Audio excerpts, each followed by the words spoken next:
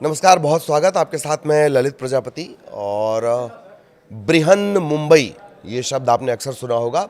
बृहन के मायने दरअसल विशाल से जुड़े हैं, विशाल, बहुत बड़ा। और यही वजह है कि जो बीएमसी का इलेक्शन है वो सिर्फ एक राज्य या वहाँ का निकाय या वहाँ का सिटी सरकार उसका इलेक्शन नहीं रह जाता है। इससे जुड़े फैक्ट्स भी आपको बताएंगे और किस तरह के बयान आ गए हैं, कैसे वो राष्ट्रीय दिलचस्पी का अखाड़ा बन गए हैं। और यहाँ तक कि इस बार तो जो बीएमसी के चुनाव में ज़ोहरान ममदानी की चर्चा हुई है, न्यूयॉर्क के मेयर जो चुने गए थे उनकी चर्चा हुई है। बयान देखिए कैसे, इस मुल्क के किराएदार नहीं मालिक हैं हम। अकबरुद्दीन ओवैसी, बड़े ओवैसी के छोटे ओवैसी हैं ये, मतलब MIM के नेता हैं। कैसे एशिया के सबसे अमीर नगर निगम के लिए जो राष्ट्रीय दल हैं वो अपनी ताकत झोंकते हैं।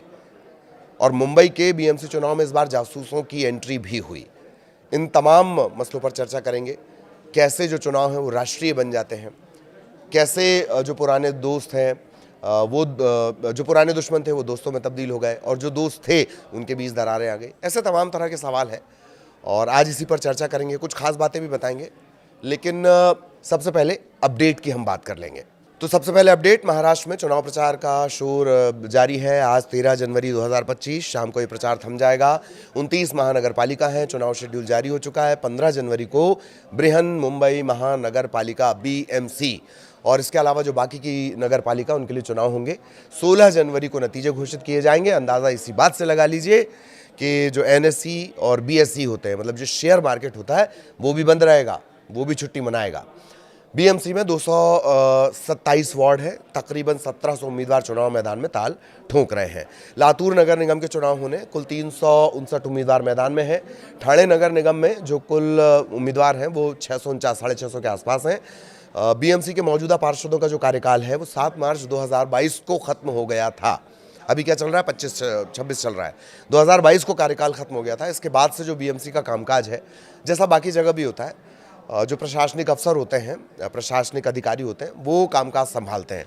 ये चुनाव फरवरी 2022 में ही हो जाने थे, लेकिन अलग अलग वजहों से स्थगित होते रहे। 29 नगर पालिका में 15 जनवरी को वोटिंग, और जिन 29 नगर निगम में चुनाव हो रहे हैं उनमें मुंबई है, ठाणे है, नवी मुंबई, उल्हासनगर, कल्याण डोंबिवली है, भिवंडी निजामपुर है, मीरा भाईंदर है, वसई विरार है, पनवेल है, नासिक, मालेगांव, अहिल्यानगर, जलगांव, धुले, पुणे, पिंपरी चिंचवड़, सोलापुर, कोल्हापुर और इचलकरंजी, सांगली, मिराज, कुपवाड़। ये जो मैं एक साथ नाम ले रहा हूँ ये कुल मिलाकर एक निगम होता है। छत्रपति संभाजीनगर, नांदेड़, वाघाला, परभणी, जालना, लातूर, अमरावती, अकोला, नागपुर और चंद्रपुर इसमें शामिल हैं। सबसे दिलचस्प BMC का चुनाव। वोटिंग में कुछ घंटे का वक्त बचा है। इसी के साथ साथ ज़बानी जंग, राजनीतिक आरोप प्रत्यारोप वो चरम पर पहुंच गए हैं। उद्धव ठाकरे, राज ठाकरे से लेकर BJP, शिवसेना, कांग्रेस सब एक दूसरे पर प्रहार कर रहे हैं। बयानों का अपडेट, सियासी सरगर्मी के बीच इंडिया मजलिस-ए-इत्तेहादुल मुस्लिमीन AIMIM, ऑल इंडिया मजलिस-ए-इत्तेहादुल मुस्लिमीन, इसके नेता असदुद्दीन ओवैसी के भाई हैं अकबरुद्दीन ओवैसी।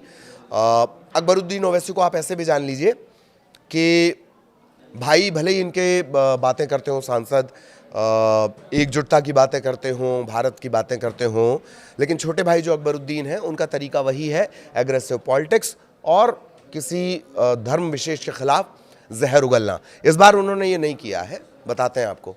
अकबरुद्दीन ने कहा है कि वडजाई रोड पर चुनावी ओवैसी में चुनावी जनसभा में छोटे ओवैसी कह रहे हैं कि संविधान वो शक्ति है जो एक गरीब नागरिक को भी देश के सबसे बड़े उद्योगपति के बराबर खड़ा करती है।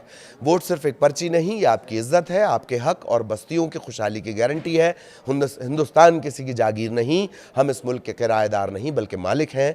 देश जितना दूसरों का है मुसलमानों का भी है। अकबरुद्दीन ओवैसी ने अपील करते हुए कहा कि नफरत का जवाब नफरत से नहीं बल्कि मोहब्बत, एकजुटता से दिया जाना चाहिए। मुसलमानों को जोश के साथ होश की ज़रूरत है। संगठित नहीं हुए तो आने वाली नस्लें हमें माफ़ नहीं करेंगी। मकर संक्रांति और पार्टी के चुनाव चिन्ह पतंग का जिक्र करते हुए ओवैसी ने कहा, अल्लाह की शान है कि विरोधियों के हाथ में भी उनकी निशानी है, सब पतंग उड़ा रहे हैं। इसको लेकर उन्होंने जोड़ा है। धुले की जनता से अपील कर रहे हैं कि 15 तारीख को मतदान के दिन 15 मिनट निकालना है, पतंग के निशान पर वोट देना है, मजलिस को ये जो चुनावी भाषण होता है वो। शिवसेना UBT, उद्धव बाला साहेब ठाकरे, इसके नेता हैं आदित्य ठाकरे। उन पर आरोप लगे हैं कि निर्वाचन क्षेत्र में उन्होंने पैसे बांटे हैं। निर्दलीय उम्मीदवार और शिंदे सेना का यह आरोप। वार्ड संख्या 193 से ठाकरे की शिवसेना उम्मीदवार हेमंगी वर्लीकर के पति ने वोटर्स को पैसे बांटे हैं। वीडियो के जरिए ये आरोप लगाए गए हैं। शिवसेना यूबीटी के हरीश वर्लीकर हैं। महिलाओं को बैठक के बहाने बुलाया, पैसे बांटे, वीडियोज भी सामने आए। न्यूज़ 18 इन वीडियो की सत्यता की पुष्टि नहीं करता है। न्यूज़ 18 इन वीडियोज़ की सत्यता की पुष्टि नहीं करता है। उद्धव ठाकरे की जो शिवसेना है उसकी तरफ से कोई रिएक्शन नहीं आया है। आदित्य ठाकरे ने न्यूज़ 18 इंडिया से बातचीत में एक्सक्लूसिव इंटरव्यू में कहा है कि राज ठाकरे से गठबंधन इस पे लेकर बात की, बीजेपी से जो रिश्ते रहे वो बात की, बीएमसी चुनाव, पार्टी का भविष्य, इस पर बात की। साफ शब्दों में कहा कि अगर कोई सोचता है बीएमसी चुनाव हारने से शिवसेना खत्म हो जाएगी, ये गलतफहमी है। ऐसी बातें सालों से कही जा रही हैं, लेकिन हम न पहले खत्म हुए न कभी होंगे। आरोप ये लगा रहे हैं कि बीजेपी मुंबई को महाराष्ट्र से अलग करना चाहती है, इसे यूनियन टेरिटरी बनाने की योजना है और उनकी पार्टी इसे कभी सफल नहीं होने देगी। आदित्य ये भी कह रहे हैं कि मुंबई महाराष्ट्र की है, महाराष्ट्र की ही रहेगी। नासिक के वार्ड नंबर 11 में चुनाव प्रचार के दौरान एक घटना भी सामने आ गई। सतपुर इलाके में आम आदमी पार्टी के उम्मीदवार समाधान अहेर पर एक युवक ने कथित तौर पर बंदूक तान दी, प्रचार न करने को कहा। अफरा तफरी मच गई। युवक ने बंदूक निकाली, मौजूद लोगों में गुस्सा भी फैला और फिर ये युवक पकड़ में भी आ गया। इसकी जमकर पिटाई की गई, फिर पुलिस के हवाले कर दिया गया। आम आदमी पार्टी का कहना यह कि बंदूक तानने वाला युवक Republican party of India RPI के जिलाध्यक्ष प्रकाश लोंढे का कार्यकर्ता है। खास बात और क्या है, जो प्रकाश लोंढे हैं वो जेल में बंद हैं और वहीं से चुनाव लड़ रहे हैं। बीजेपी नेता है किरीट सोमैया, वो शिवसेना यूबीटी के उद्धव ठाकरे पर हमला बोल रहे हैं, वोट जिहाद के आरोप, राजनीति के आरोप लगा रहे हैं। उद्धव ठाकरे की शिवसेना मुस्लिम समुदाय के वोट हासिल करने के लिए भगवान श्री राम का अपमान करती, ये भी बता रहे हैं। ये भी कह रहे हैं कि शिवसेना यूबीटी के सत्ता में आने की लालसा में उनके कार्यकर्ता ये कहते फिर रहे हैं कि सरकार में आए तो मस्जिदों में फिर से लाउडस्पीकर शुरू कर देंगे। ये बयान आपको इसलिए भी बता रहे हैं कि बयान किस हद तक चले गए हैं। अब तक डेवलपमेंट का कोई बयान नहीं आया है, अब तक कैसे सुधार होगा उसका कोई बयान नहीं आया है। 2 घंटे की बारिश में मुंबई पानी पानी हो जाती है, उसको लेकर कोई बयान नहीं आया है। यही हो रहा है सब। मनसे प्रमुख है राज ठाकरे। एक रैली में उत्तर भारतीयों और बिहार को निशाना बनाए जाने के सवाल पर किरीट सोमैया ने कहा कि राज ठाकरे बांग्लादेश के मुद्दे पर चुप रहते हैं, इसलिए उनकी बातों पर ध्यान न देना बेहतर है। राज ठाकरे ने मराठी समाज के लिए कुछ नहीं किया। मुंबई में मराठी आबादी 45% से घटकर 35% रह गई है। इस पर ठाकरे बंधु कभी गंभीरता से बात नहीं करते। ये तो हो गया सियासी अपडेट। बयान लाडकी बहन योजना, इस पर रोक लगा दी गई है। महाराष्ट्र राज्य चुनाव आयोग ने मुख्यमंत्री माझी लाडकी बहन योजना, ये अलग अलग नाम से चल रही है, लाडली लक्ष्मी योजना, दक्षिण भारत के राज्यों में कुछ और नाम है इसका। लाडली बहना मध्य प्रदेश की जो माइलस्टोन योजना थी, जो मध्य प्रदेश से ही शुरू हुई है। लाडकी बहन योजना के जनवरी महीने में लाभ को जो एडवांस देने की बात कही गई थी, उस पर रोक लगा दिया गया है। आदर्श आचार संहिता के मद्देनजर फैसला लिया गया है। योजना के तहत पात्र महिलाओं को हर महीने 1500 रुपए की आर्थिक सहायता मिलती है। 1 करोड़ से ज़्यादा लाभार्थी इससे जुड़े हैं। बिहार में भी इस तरह के आरोप लगे थे, लेकिन वहाँ जो प्रतिबंध है वो नहीं लगाया गया था, यहाँ लगा दिया गया है। राज्य सरकार ने मकर संक्रांति के मौके पर दिसंबर 2025 और 26 की 2 किश्तें कुल करीब 3000 रुपए लाभार्थियों के बैंक खाते में जमा करने का ऐलान किया था। इस ऐलान के बाद कांग्रेस ने आपत्ति जताई थी, आचार संहिता का उल्लंघन करार दिया और अब इस पर रोक लगा दी गई है। बीएमसी चुनाव एक स्थानीय चुनाव नहीं होते हैं, बल्कि इसका प्रभाव मुंबई की भौगोलिक सीमाओं से कहीं राष्ट्रीय राजनीति के समीकरणों को प्रभावित करता है। यही कारण वजह है कि जो नेशनल मीडिया होता है वो उसके लिए आकर्षण का केंद्र बिंदु ये चुनाव होते हैं। इस बार के जो बीएमसी चुनाव हैं उनकी तुलना न्यूयॉर्क के मेयर चुनाव से की गई। इसमें ज़ोहरान ममदानी विजेता के रूप में आए थे।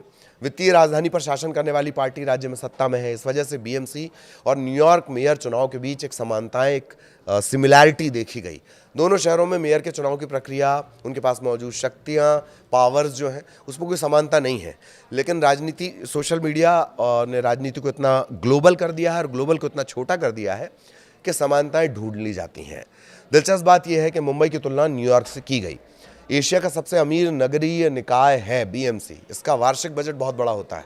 इस पर नियंत्रण पाने के लिए देश के जो तमाम राजनीतिक दल हैं वो अपनी पूरी ताकत झोंक देते हैं। बजट कितना है इसका? करीब 75,000 करोड़ रुपए। बेंगलुरु के निकाय का अगर देख लें आप बजट, उससे 4 गुना ज़्यादा है ये। वित्तीय वर्ष 2025-26 के लिए बीएमसी ने बजट जो दिया था वो 74,427 करोड़ रुपए का है। बीएमसी को ये भारत का सबसे अमीर नगर निगम बनाता है, पूरे एशिया में सबसे अमीर नगर निगम ये है। बीएमसी की सत्ता शिवसेना के लिए हमेशा से अस्तित्व की लड़ाई मानी जाती रही। चुनाव में अक्सर स्थानीय नागरिक मुद्दों के बजाय पहचान, धर्म, विचारधारा, इससे जुड़े मुद्दे हावी होते रहे हैं। ज़ोहरान ममदानी जो हैं वो न्यूयॉर्क के मेयर चुनाव में प्राइमरी जो डेमोक्रेटिक पार्टी के दिग्गज उम्मीदवार को हराकर ऐतिहासिक रूप से जीते थे। ममदानी का जो अभियान था वो मुख्य रूप से किफ़ायती आवास, मुफ्त बस सेवा, अन्य नागरिक सामाजिक न्याय के मुद्दों पर केंद्रित था। सामाजिक न्याय के मुद्दों पर केंद्रित था। उन्होंने डीकमोडिफिकेशन, आवश्यक ज़रूरतों को बाजार से हटाकर सामाजिक अधिकार बनाना, इसके एजेंडे को भी आगे बढ़ाया था। इतनी गंभीर बात अभी तक बीएमसी में समझ नहीं आई है। यहाँ यही समझ आ रहा है कौन पतंग उड़ा रहा है और कौन उस पतंग को काटेगा। बीएमसी चुनाव का मुद्दा पानी, सड़कें, नागरिक सुविधाएं होनी चाहिए, लेकिन अक्सर पहचान की राजनीति और शिवसेना की विरासत की लड़ाई में से तब्दील कर दिया जाता है। वास्तविक नागरिक मुद्दे पीछे छूट जाते हैं। इस बार भी यही हुआ है। शहरों के चुनाव में स्थानीय बनाम बाहरी लोगों का मुद्दा एक द्वंद्व के समान है। राष्ट्रीय जो बीएमसी चुनाव है उसमें राष्ट्रीय नेताओं का हस्तक्षेप है। जैसे ममदानी की जीत से जोड़कर देखा गया, 90,000 से ज़्यादा जो उनका एक कैडर था, युवा केंद्रित आंदोलन था, उसने ममदानी को चुनाव जिताया। मुंबई की राजनीति में भी युवा नेता और सामाजिक कार्यकर्ता नागरिक मुद्दों पर ध्यान केंद्रित करने की कोशिश कर सकते हैं। बहुत की गई भी, लेकिन ऐसा हुआ नहीं। मुख्य लड़ाई बड़े राजनीतिक दलों के बीच। ममदानी के चुनाव में डोनाल्ड ट्रंप और बाकी राष्ट्रीय नेता हस्तक्षेप करने पहुंचे थे, जिससे ये स्थानीय चुनाव से ज़्यादा एक राष्ट्रीय चुनाव बन गया था। इसी तरह बीएमसी के चुनाव में भी महाराष्ट्र के मुख्यमंत्री, उप मुख्यमंत्री, राष्ट्रीय दलों के आला कमान, उनका सीधा हस्तक्षेप नजर आया। तो ये मेयर या स्थानीय जो नेता है उसके चुनाव से थोड़ा ऊपर उठ जाता है। शक्ति संतुलन की लड़ाई भी इसमें सामने आई। महाराष्ट्र में एकनाथ शिंदे और उद्धव ठाकरे के गुटों के बीच राजनीतिक उठापटक के चलते चुनाव प्रभावित हुआ है। जैसे मैंने कहा कि जो पुराने दोस्त थे उनमें पुरानी जो दोस्ती थी उसमें दरार आ गई। जो कहीं के दुश्मन रहे वो साथ आ गए, जैसे राज ठाकरे, उद्धव ठाकरे, वो साथ में नजर आए। तो इस चुनाव को शिवसेना की विरासत, महाराष्ट्र की राजनीति में शक्ति संतुलन की लड़ाई के रूप में देखा जा रहा है। महाराष्ट्र में महायुति यानी बीजेपी, शिंदे सेना, अजित पवार गुट और एमवीए, महाविकास अघाड़ी, इनके बीच लगातार स्थानीय गठबंधन बदलते रहे और इस समीकरणों ने इस चुनाव को बहुत दिलचस्प बना दिया है। जैसे हमने आपको बताया 2025-26 के लिए 74,427 करोड़ रुपए का एक बड़ा हिस्सा विकास कार्यों के लिए रहा। सड़क, बुनियादी ढांचा, सार्वजनिक परिवहन, ये इसमें शामिल होते हैं। बीएमसी की स्ट्रेंथ कितनी है? 227 वार्ड पार्षद हैं। पार्षदों के निर्वाचित होने के बाद फिर मेयर चुना जाता है, महापौर चुना जाता है। प्रत्येक पार्षद को स्थानीय इलाके के विकास निधि जो मिलती है वो करीब 1.5 करोड़ रुपए हर साल होती है। छोटे मोटे जो विधायक होते हैं उनसे कहीं ये ज़्यादा है। बीएमसी तकरीबन 603 वर्ग किलोमीटर इलाके में फैला हुआ है। लगभग पूरे मुंबई शहर में ये शासन करता है। इसमें द्वीपीय शहर जो लैंड एरियाज़ हैं, आइलैंड एरियाज़ हैं, वो भी शामिल हैं। Colaba, Cuff Parade, Fort, Churchgate, Marine Drive, Nariman Point, Girgaon, Grant Road, Byculla, Parel, Dadar पूर्व और पश्चिम दोनों, माटुंगा, मुंबई सेंट्रल, महालक्ष्मी इसमें शामिल हैं। बांद्रा पूर्व और पश्चिम, खार, सांता क्रूज, जुहू, विलेपार्ले, अंधेरी पूर्व और पश्चिम, जोगेश्वरी, गोरेगांव, मलाड, कांदिवली, बोरीवली, दहिसर, ऐसे उपनगर भी इसमें शामिल हैं। इस बार अब चुनावी मैदान सिर्फ रैली, पोस्टर, सोशल मीडिया, एक और पहलू मैं आपको इस चुनाव का बता रहा हूँ, इसमें सीमित नहीं रह गया था कि आप इंस्टा पे कोई रील देख रहे हैं उसमें धड़ाम से बीएमसी का चुनाव हो गया, ऐसा नहीं रहा। इस बार सीक्रेट गेम भी चला है। प्राइवेट जासूसों की बड़ी महत्वपूर्ण भूमिका रही है। चुनावी हलकों में चर्चा कि कई राजनीतिक दलों ने उम्मीदवारों, अपने विरोधियों पर गतिविधियों पर नज़र रखने के लिए जासूसों की सेवाएं ली।